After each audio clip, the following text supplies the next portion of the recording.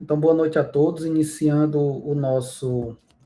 a nossa 10ª aula, né, do curso de Análise de Projetos Orientados a Objetos. E na aula de hoje nós iremos ver mais um diagrama, né? A gente já viu o diagrama de caso de uso, já viu o diagrama de classe, em 2 aulas, e hoje a gente vai ver o diagrama de sequência, né? Basicamente, mesma estrutura das outras aulas, tá?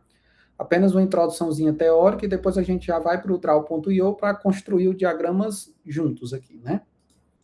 Então, o diagrama de sequência, ele é um diagrama comportamental, né? Diferente do diagrama de classe, que ele era um diagrama estrutural, já o diagrama de sequência é um diagrama comportamental, e ele tem como objetivo, né, mostrar como os objetos eles interagem ao longo do tempo. É como se fosse a sequência de eventos que os objetos eles executam, né, para que você entregue alguma funcionalidade, alguma interação e etc, né? E os principais objetivos, né, do diagrama de sequência, né, é basicamente você ter ali a ordem das mensagens, você saber qual objeto está chamando quem, né, quem chama quem, e quando cada ação acontece. Então, no diagrama de sequência, ali as ações que tem ali, elas são sequenciais no tempo, né? É basicamente isso, tá? Com relação à sintaxe, os elementos, etc., a gente tudo vai ver aqui no exemplo, né? Aqui a gente tem um exemplo do que a gente vai fazer. Opa, um exemplo do que a gente vai fazer. Basicamente, ela é uma funcionalidade onde você quer alterar o preço de diversos produtos, né, do seu sistema de acordo com a categoria. Então, por exemplo, você tem você tem uma loja que tem diversos produtos e você tem a categoria, por exemplo, de eletrônicos. Aí você quer aumentar 10% o valor dos eletrônicos. Então, aí você vai executar essa operação. Ah, se for outra operação que digamos que é a outra categoria, por exemplo, produtos de cozinha. Aí você quer, produto de cozinha eu vou aumentar só 5%. Então, aí você aplicaria esses 5% no valor de todos os produtos de uma determinada categoria. Então, é basicamente esse o exemplo que a gente vai fazer, tá? Então, aqui, já vou aqui compartilhando aqui o draw.io. Então, pessoal, aqui nós temos o draw.io, né? Então, vamos iniciar aqui, né? Peraí, deixa eu só ajeitar aqui. Pronto. Pronto, pessoal, para essa nossa funcionalidade, nós iremos usar alguns elementos, né? O primeiro elemento que a gente vai utilizar vai ser esse elemento. Deixa eu procurar. Pronto, esse elemento aqui, certo? Tá dando para ver aí? Acho que tá, né? Tranquilo. Pronto, esse elemento aqui, que esse aqui representa como se fosse o objeto que representa o usuário, né? Ou seja, quem vai interagir com o sistema. Uma dica que eu dou para fazer diagrama de sequência é porque eu quero colocar o nome desse objeto aqui, né? Que no caso é funcionário. Só que quando eu clico para adicionar, ele coloca aqui no meio, né? E não deixa pelo menos eu não consegui mover ele para o lado, para cima e etc. E fica meio ruim ele aqui no meio. Então, eu particularmente optei por... Deixa eu aumentar aqui um pouquinho para mim aqui. Então, assim, eu preferi optar por ir aqui na aba geral, criar um texto aqui, aí botar o nome que eu quero, funcionário, seria um objeto relacionado a um funcionário, e aqui eu coloco em cima aqui do meu objeto para representar o nome desse objeto aqui, tá? Porque aqui no meio, o ideal era colocar aqui no meio e puxar um pouquinho aqui para baixo, mas eu não consegui fazer isso aqui no draw.io, então vai assim mesmo, certo? Então isso aqui basicamente é um elemento do diagrama de sequência que representa o objeto do usuário, certo? Além dele, né, a gente vai utilizar esse elemento aqui, tá? Esse elemento aqui, ele é um elemento do diagrama de sequência que a gente chama de objeto de fronteira. É como se ele representasse a tela do sistema, digamos assim, né? Então, é o objeto no qual o usuário ele vai interagir, que normalmente ele está interagindo na tela, né? E aqui a gente vai, vou dar um Ctrl+C, Ctrl+V aqui, trazer para cá, descer aqui. Isso aqui seria a visão de atualizar o produto, certo? Visão de atualizar o produto. Deixa eu puxar um pouquinho aqui para cá. Pronto, acho que assim tá bom.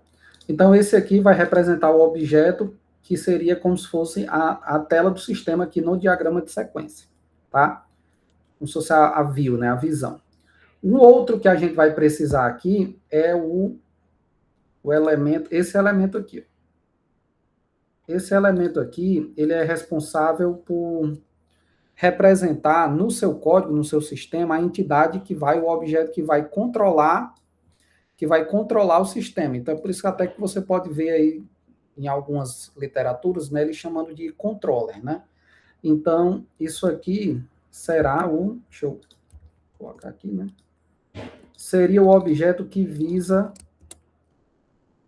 controle, é o controle do atualizar produto. E esse aqui seria a visão do atualizar produto, tá? E esse aqui é o controle. Esse objeto aqui, no sistema, normalmente ele é aquele objeto que recebe o dado da tela, faz validações, determina o fluxo para onde vai. Se for um determinado tipo de produto, eu vou para, chamo um método tal. Se for um outro tipo de produto, eu vou chamar um outro método, porque pode ter comportamentos diferentes, etc. Então, ele é um objeto que normalmente ele fica nessa fronteira, né, entre os dados e a visão, e ele fica controlando o comportamento do sistema, né, validando e etc. Outro elemento aqui que a gente vai precisar também é esse aqui, que a gente chama de objeto de entidade, tá? Que basicamente representa a camada no seu sistema que terão os dados, tá? Então, aqui nós teremos, no nosso exemplo aqui, nós teremos duas camadas de dados, né? A primeira seria, deixa eu dar Ctrl+C, Ctrl+V aqui, a primeira seria a de categoria, certo? E a segunda seria a do produto especificamente. Então, produto especificamente. Por que a gente precisa das duas? Porque numa, a gente vai buscar a categoria para saber qual é o reajuste, qual é o percentual que a gente vai precisar aplicar, e depois a de produto para a gente conseguir atualizar os produtos propriamente dito, aqui na funcionalidade, né? E aqui, pessoal, por fim, a gente tem esse último elemento aqui, que é um objeto que normalmente ele representa, por exemplo, fluxos alternativos, exceções, esse tipo de coisa, né? Que é bem comum no seu sistema você ter classes que tratam exceções para que não apareça aqueles monte de erro na tela do usuário. Então você tem esses objetos, né, que eles tratam eles verificam se tem exceção a determinada operação ou não, entendeu? Então a gente também consegue representar eles aqui. Então por isso eu vou colocar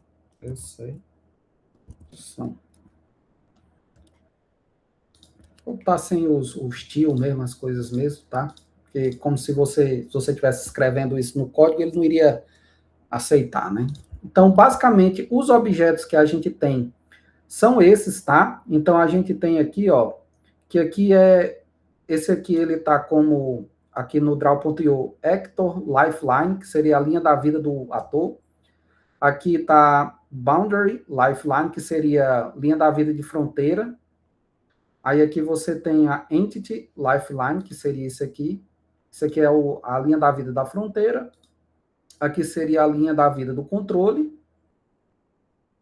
É a linha da vida do controle. E aqui a linha da vida da entidade. E esse aqui só linha da vida de um objeto, né? De um objeto comum, normal. Aí aqui no diagrama de sequência, normalmente a gente posiciona os atores assim. E esse tracejadozinho aqui é o que a gente chama de linha da vida. E é por meio dessa linha da vida que a gente vai executando as operações e trocando mensagens entre os objetos, tá?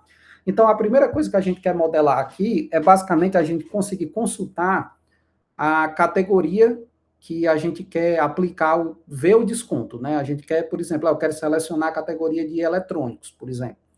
Então, a gente vai modelar isso aqui agora, tá? Então, para a gente modelar isso aqui agora, basicamente, se a gente quiser apenas a mensagem unidirecional, a gente vai utilizar esse elemento aqui, certo? E se a gente quiser uma mensagem que ela tem um retorno, aí a gente vai utilizar um outro elemento, tá? Que ele tem tanto a setinha indo de um objeto para outro como voltando. Na prática, se o retorno for muito óbvio, muitas vezes você nem utiliza o retorno, tá? Porque ele acaba poluindo muito o diagrama para uma coisa que quem está vendo o diagrama sabe que vai ter um retorno ali, tá? Então, basicamente aqui a gente tem a nossa mensagem aqui, né? Nossa mensagem, então vamos ligar aqui ela a esse primeiro ator aqui, vamos colocar aqui e vamos descrever aqui essa mensagem que o funcionário está enviando para o objeto de visão de atualizar o produto, que seria a tela, né? Que seria aqui selecionar categoria. Então, essa mensagem aqui é como se o objeto, o funcionário, ele estivesse selecionando uma categoria na tela, tá? É basicamente isso que a gente está mapeando aqui. Depois que essa mensagem foi trocada, o que é que vai acontecer? Vai acontecer uma nova mensagem, só que agora do objeto de visão aqui, né, como se fosse da tela, para o objeto de controle, que seria o quê? Categoria selecionada. Seria categoria selecionada. Deixa eu ver se eu afasto um pouquinho aqui. Para ficar melhor. E ajeita aqui. Opa. Pronto, aqui a gente tem a categoria selecionada, tá? Então, primeiro, o funcionário clicou na tela, selecionou uma categoria. Depois, a tela, né, o objeto de tela, ela se comunicou com o controle, passando essa categoria que foi selecionada. E agora o controle, ele vai aqui, o que é que ele vai fazer? Ele vai tentar buscar os dados dessa categoria nos objetos do sistema, né, que têm acesso a esses dados, né? Provavelmente são objetos que vão ter acesso ao banco de dados para conseguir consultar e retornar esses dados. Então, aqui a gente tem uma outra mensagem. Deixa eu botar aqui. Aqui a gente vai ter uma outra mensagem, tá? Aqui eu vou colocar uma mensagem de retorno aqui, certo? Então, aqui a gente tem uma outra mensagem. Essa mensagem aqui, ela seria a mensagem de consultar categoria. Deixa eu afastar um pouquinho aqui. Consultar categoria, deixa eu afastar essa aqui. Afastar. Pronto. Aí aqui seria como se fosse, aqui internamente, a gente já tem como se fosse a gente escreve como se fosse uma função, né? Porque na realidade aqui você estaria um objeto consultando a função de um outro objeto, né? Provavelmente ele instanciou essa classe que tem acesso aos dados aqui e chamou esse método de consultar categoria. E o retorno, ele vai retornar, peraí, deixa eu colocar aqui, esqueci de colocar aqui a da vida aqui. E o retorno, ele vai retornar, certo? Para o nosso usuário, que seria a categoria. Eu vou retornar aqui do tipo string, que seria como se fosse texto. Então, basicamente, o que a gente está fazendo aqui é, o funcionário, ele selecionou uma categoria na tela, essa categoria da tela, ela passou para o controller, tá? Essa informação da categoria que ele quer.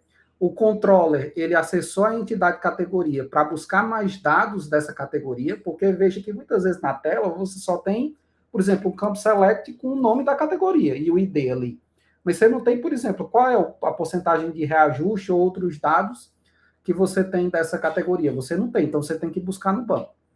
E essa categoria, ela pode retornar, tá? Para isso aqui nem precisava, tá, pessoal? Esse retorno aqui nem precisava. Eu só estou colocando aqui para representar que, no fim dessa funcionalidade, desse ciclo aqui, o funcionário ele vai ver mais dados da categoria na tela dele, tá? Mas se você quiser omitir isso aqui, também não tem problema, não. Acho que no exemplo está até omitido, tá? Acho que no exemplo nem tem. Mas fica óbvio que ele vai, como é que se diz? Tem um retorno aqui que seria os dados da categoria. E com os dados da categoria, você vai ter a gente vai ter uma nova sequência de mensagens entre os objetos, agora que é para, de fato, atualizar o produto, tá? Então, aqui, primeiramente, né? A gente vai chamar pegar um outro elemento desse aqui, tá? Pronto, aí aqui a gente vai ligar do funcionário, porque agora o funcionário, né? Ele vai utilizar o sistema para informar um aumento, que na realidade aqui o atualizar o produto, né, que eu estava falando aqui, é basicamente para aumentar o preço dele, né, porque nessa funcionalidade é como eu falei no início, você está tentando reajustar o preço de acordo com uma determinada categoria, então você está editando o produto para aumentar o preço dele, né, então aqui eu vou colocar aqui informar aumento, tá? Beleza, deixa eu ajeitar aqui. Aí agora aqui da visão, a gente vai chamar novamente o controle, né? Passando aqui Deixa eu botar um pouco mais para baixo. Passando aqui o percentual do aumento.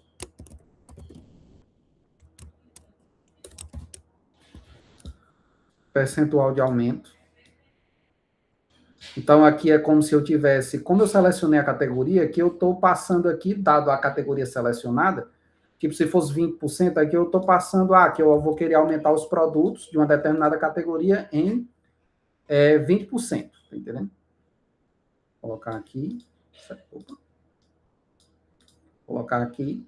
E agora a gente tem, né, a mensagem do controller para o produto efetuar, de fato, a operação de atualizar os valores, né? Então, aqui a gente vai... Deixa eu ver aqui só se tem retorno aqui no exemplo. Tem. Deixa eu puxar um pouquinho para cá. A gente vai adicionar isso aqui. A gente vai ligar aqui. Aqui a gente vai chamar uma mensagem, né, que seria o atualizar o produto com o novo aumento. Esse float aqui como parâmetro dentro seria o percentual de aumento, tá? Uma coisa que eu não coloquei, pessoal, mas cada setinha dessa daqui, que tem de um objeto, da linha da vida de um objeto para o outro, a gente chama de mensagens, tá? Então, aqui a gente consegue entender, né, que primeiro é a mensagem entre esse objeto e esse, na sequência temporal, a mensagem entre esse objeto e esse, na sequência temporal, você tem essa consultar categoria, que seria a última mensagem, digamos assim, antes do retorno, né? E aqui, da mesma forma, você tem essa mensagem de informar aumento, depois essa de percentual aumento, depois essa de atualizar o produto, tá? Então, aqui, a gente vai ter um retorno aqui que a gente pode chamar tipo de verdadeiro, e aqui pode ser um booleano. Por quê? Porque a gente vai, basicamente, o que é esse retorno aqui, né? A gente pode retornar simplesmente se deu certo a atualização do produto ou não, tá entendendo? Então, por isso que o tipo dele aqui, o tipo dele aqui eu coloquei como booleano, né? Porque a gente pode simplesmente informar se a operação deu certo ou não. Se a operação não deu certo, ocorreu algum erro interno, alguma coisa do tipo, então você, aqui na tela, com base no resultado desse booleano aqui, você mostra uma mensagem para o usuário, né? De que não deu certo a operação ou de que deu certo a operação, tá? Então, aqui, de fato, a gente tem a atualização do produto, né? Porque o controller, ele está chamando aqui a nossa camada, o nosso objeto, que controla os dados para atualizar esse dado. Isso aqui, pessoal, é atualizar o dado no banco de dados, tá? A gente ir lá no banco e dar um update lá, digamos, tá? E a gente tem essa classe aqui de exceção, que a gente pode também ter uma mensagem aqui, só para verificar se... A gente pode fazer uma mensagem assim, que é para retornar... Deixa eu ver se eu subo aqui para mim. Não deu certo. No exemplo lá do slide está como inteiro, você pode representar, por exemplo, o verdadeiro, né, como 1 e o falso como 0, tá entendendo? Mas aqui eu preferi e achei melhor quando a gente está fazendo aqui, tratar como booleano, que a gente já tem tipos para true ou false, né? Então, basicamente aqui, ela é uma mensagem para quando o produto aqui, o objeto de produto, ele tentar atualizar na base de dados, ele verificar se vai dar certo ou não, e se der errado, ele conseguir saber que deu errado, porque às vezes, pessoal, você está no sistema, o algoritmo está rodando no código Java, e ele manda para o banco alguma informação para ser atualizada, mas, por exemplo, o banco ele tem uma série de regras dentro dele, né? Regras próprias do banco, como por exemplo, você não pode atualizar uma chave estrangeira para um valor que não existe, entendendo? Então, assim, pode ser que dê erro nessa atualização junto ao banco. E se der erro, você tem que tratar essa operação, né? E aqui, pessoal, como isso aqui teoricamente é para a gente colocar, para a gente atualizar todos os produtos de uma determinada categoria, veja que a gente aqui, em nenhum momento, a gente está passando o ID do produto que a gente quer atualizar. Para a gente representar isso, a gente pode ir aqui na seção aqui do ML 2.0, pegar esse diagrama aqui, tá? A gente pode colocar ele aqui, colocar o nome loop aqui, produtos, tá? Vamos ajeitar aqui. Loop produtos. Então, assim, o que é que a gente está representando aqui? Que essa operação que está dentro do loop e, consequentemente, a verificação, ele vai fazer para todos os produtos de uma determinada categoria. Veja que aqui eu chamei o atualizar produto aqui do controller, passando a categoria, né, como se fosse quer dizer, passando o aumento, né, que eu quero registrar aqui no float aqui como parâmetro, e a partir daqui ele vai dar um loop para atualizar todos aqueles produtos de uma determinada categoria e verificar. Se deu erro, ele retorna true aqui, né, que deu certo. Se deu false, ele retorna false. Consequentemente, você retorna false aqui para o controle. Se deu false ou true aqui para o controle, se deu alguma operação. E essa mensagem daqui para o usuário, ela fica meio que implícita, né? Porque todo sistema, se der certo, você vai mostrar que deu certo. Se der errado, você vai mostrar que deu errado, né? Pelo menos você tem que tentar fazer isso, né? Porque senão vai só aparecer a mensagem de erro lá, digamos assim.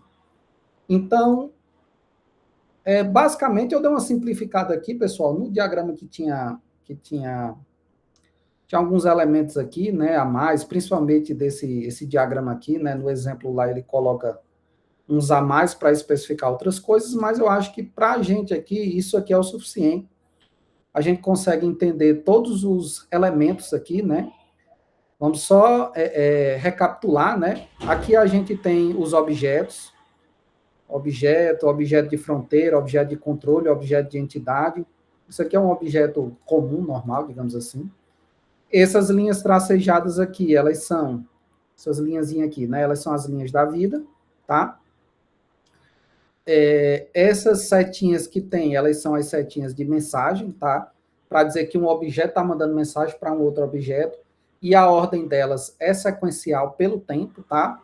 Essa linhazinha tracejada aqui, ela é o valor de retorno, como se você chama uma operação, você pode ter ou não um retorno, né? E esse diagrama aqui, né, esse retângulo aqui, com esse loop aqui, é para dizer que essa operação... Opa, na realidade eu fiz errado aqui, ó. Ah, não, tá certo. Tá certo, me confundi. Pronto, que esse atualizar produtos aqui dessa entidade, ela vai executar em loop para todos os produtos de uma determinada categoria. Então, é basicamente isso, tá? Que o diagrama de sequência ele se propõe a fazer. Eu acho ele mais complicado de você entender do que propriamente o diagrama de caso de uso, o diagrama de classe. O diagrama de classe talvez tenha mais detalhes, né? Mas como ele é muito próximo da orientação a objetos que a gente já trabalha, que a gente programa, então fica mais tranquilo de você entender tudo que tem nele, né? Esse aqui ele é novo, né? Ele não é muito utilizado, assim, digamos assim, só para funcionalidades muito complexas que você pode modelar aqui para você entender direito como é que vai funcionar a ordem dos objetos, a troca de mensagem, etc. Mas tá aqui para vocês, tá? Espero que vocês tenham entendido, tá? Então, é basicamente isso que eu queria mostrar para vocês na aula de hoje. Tá? Vou parar aqui a gravação. Quem tiver alguma dúvida pode perguntar. Valeu, um abraço.